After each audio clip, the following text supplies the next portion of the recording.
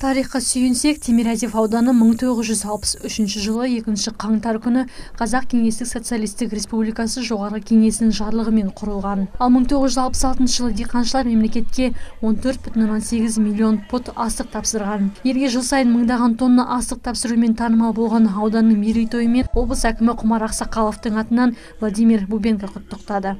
Разрешите от имени Акима. Облыс әкімі Құмар Ергебайұлы Ақсақаловтың атынан сіздерді ауданның құрылуына 55 жыл толу мерейтоймен құттықтауға рұқсат етіңіздер. Мерейтойды атап өту тұрғындардың еңбек ұжымының бірлікте тұрып жатқанның нышаны. Бұл ауданның құрылуына еңбектенгендердің және өздерінің кіші отанның тағдырына жауапкершілікті алғандардың мерекесі. Біз көптеген халықтың тағдырымен құрылған керемет тарихқа баймыз. Бұл біздің тарихи игілігіміз.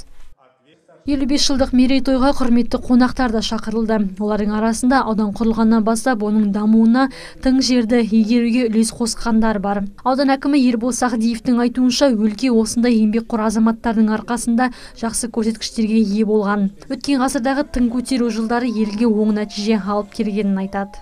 Нашему Тимирязевскому району повезло.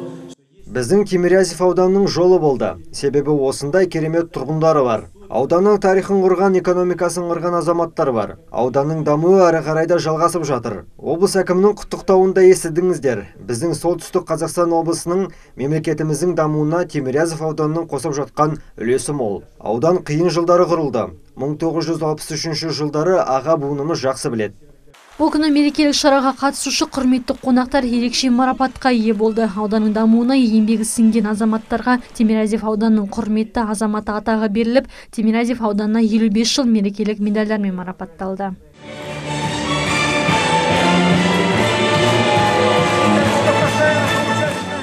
Марапатқа ие болғандардың бірі солтүстік Қазақстан облысының құрметті азаматы Құдайберген Қалиев. Ол тың өлкеге 1966 жылы келген.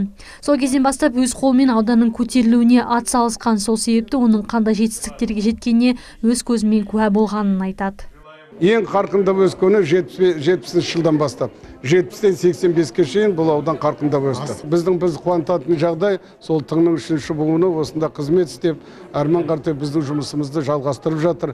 Мынау селенің сақпозында болған бұрынғы селені ғой, қазір туат селені барған уақытта сол жас балаларды көріп, ол кезде кішкентай балалар бүгін бәрі түгел сол өздеріне жер алып, жер сеуіп, еңбектеніп жатыр. Ол өткен қуанышты кетіп қалмай, осы арада қалғаны. Тимирязев ауданның мерейтойына барлық ауылдық округтардан өкілдер қатысып, ауданның жетістіктерін көрсететін арнайы көрме ұйымдастырылды. Мүлде Тәңірбергенова, Руслан Ислямов, Первый Северный.